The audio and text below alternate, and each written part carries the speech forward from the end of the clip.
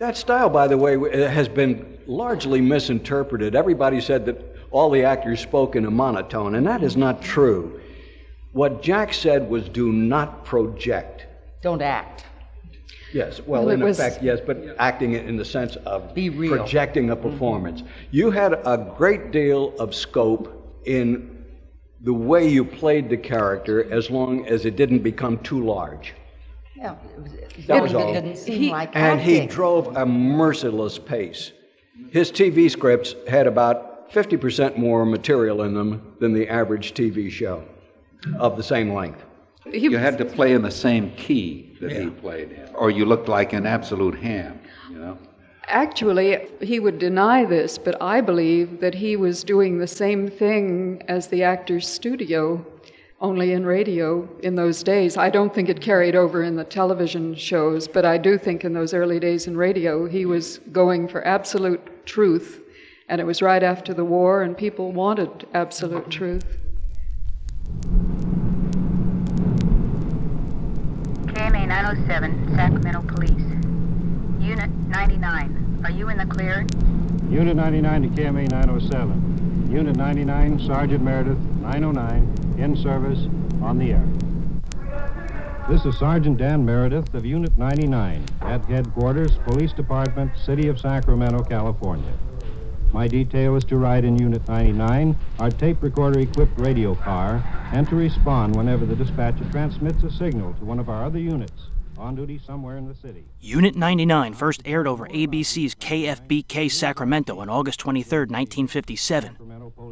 The radio station was part of the McClatchy media empire, along with the Sacramento Bee and other radio and TV stations, as well as newspapers in the Western U.S. This is the standing order to Sergeant Meredith, the officer in charge of Unit 99.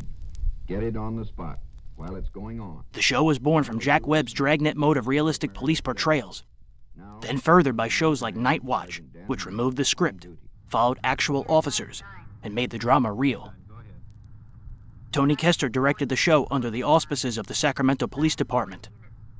It featured Police Chief James B. Hicks as host, and Sergeant Dan Meredith recording his nightly police beat, interviewing witnesses of various crimes and police calls.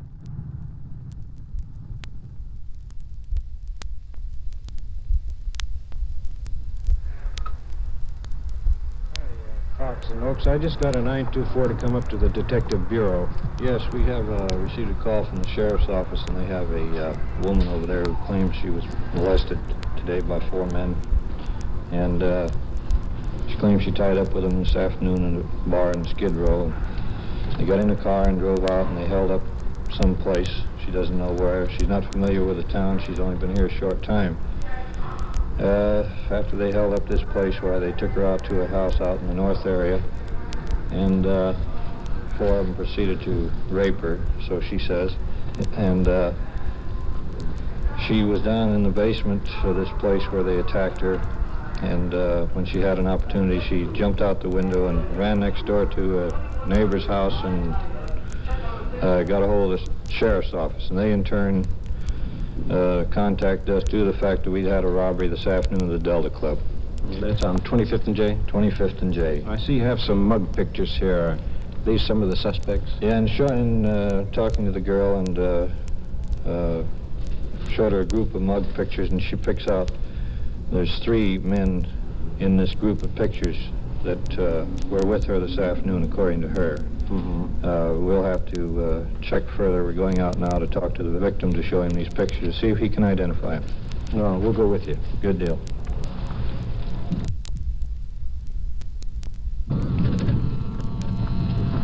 Is that the victim's home, Bill? Yes, this is the address we're looking for. We're going to go on in and talk to the victim, show him the pictures.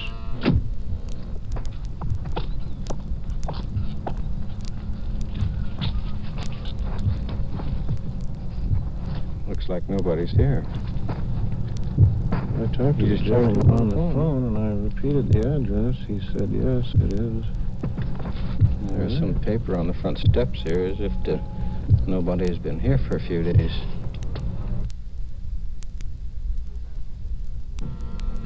We're at one of the lower-end bars. Oaks just went in to see if he could find this bartender that we're trying to make contact with. You find him, Bill? I'm going to Carly's home. I got his phone number. I'll call his home and see if he's there. He wasn't here. No, he's not here at the bar. You going in the station for that? Yes. Yeah. Bill, did you make contact?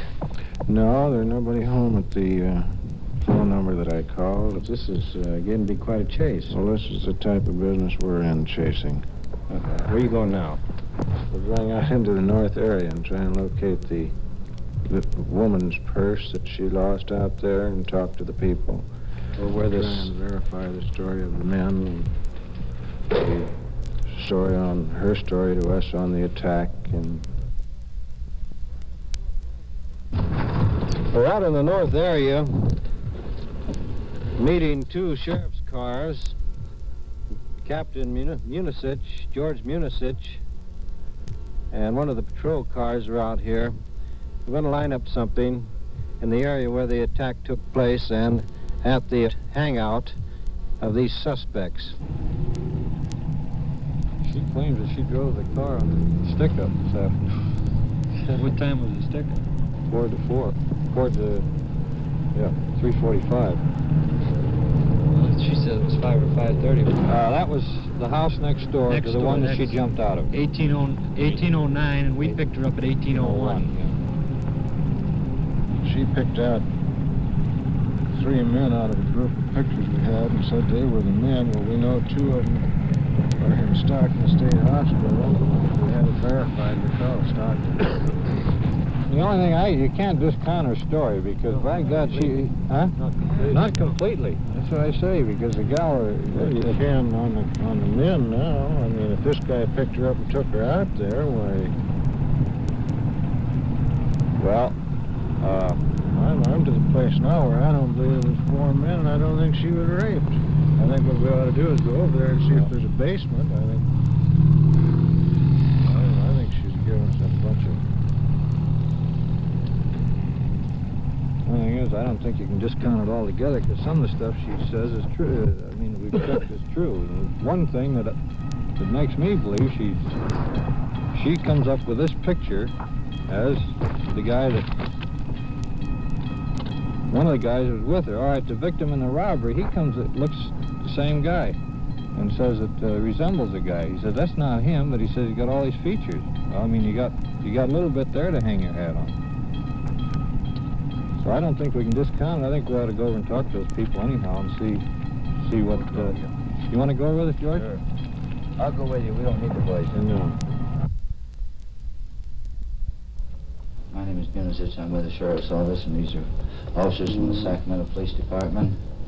And we'd like to talk to you about a woman by the name of... I don't know her name now. She was here, and there was a couple of officers here this evening. I just talked to her. How did she get here? She came in taxi with Sergeant. He stayed here, I guess, till I guess about 9 o'clock. I had a cab come back and pick him up. You're in the service, are you? That's right. Tech sergeant. Okay. Now, what time did this cab arrive? And the it was between 4:30 and 5. She come in and we started playing penny ante poker. She had 1 can of beer. She didn't play poker. And then she laid down on the couch. And she had to go to the bathroom, so she went to the bathroom and she locked the door. So we checked about 15, 20 minutes after she'd went in there. The door was locked, so I had to go outside. The screen door, or the screen window was open. So she went in, locked the door, and crawled out the window. Then she went over to the neighbors, I guess, over there or something. You said he got here about 4:30, 5 o'clock. Huh? Yeah, it was between 4:30 and 5. Do you know where he met her, did he say? Where? No, he didn't know. It was some bar downtown. But he didn't know which one. Didn't know which bar? No. Did he say what time he had? No, he was in civilian clothes. Did he state what time he had met her down there? No, he didn't. I don't think he stated that. Sometime today, though. Maybe afternoon, something like that. And he called me, I think it was about 4:15. I got home from the field. I got off work at 4 o'clock. I get home about 4 o'clock every evening. It's about 4:15, 4:20. He called me. So, he said he was coming out. Do you have any children? No, I don't. Neighbors? Just my wife. Is there neighbor children here? Yeah, there's 2 over here, and I believe 1 on the other side here. Do you have a basement in this house? No. There's no basement? No, there's no basement. She's given us a fantastic story, and we have to check it out. That's why we have to inconvenience her. Well, I heard that from the 2 officers that was here before this evening. Everything, something about bank robbers and killing the service station attendant, and everything else. Well, we got quite a story from her, and we have to check them out. So Yeah, just what's... I can understand that. Bill, this doesn't look like a place for a hideout or a scene of a crime. What do you think?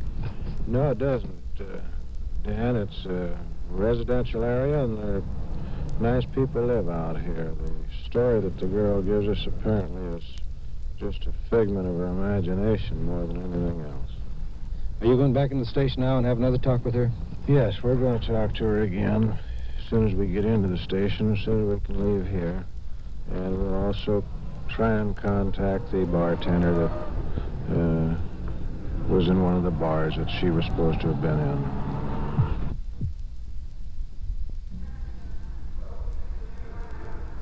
We're back to the Detective Bureau. I'm going to talk to the young lady a little further. We were out to the north section out there and talked to those people. We were at the house in which you were attacked by these 4 men. There was no basement in that house.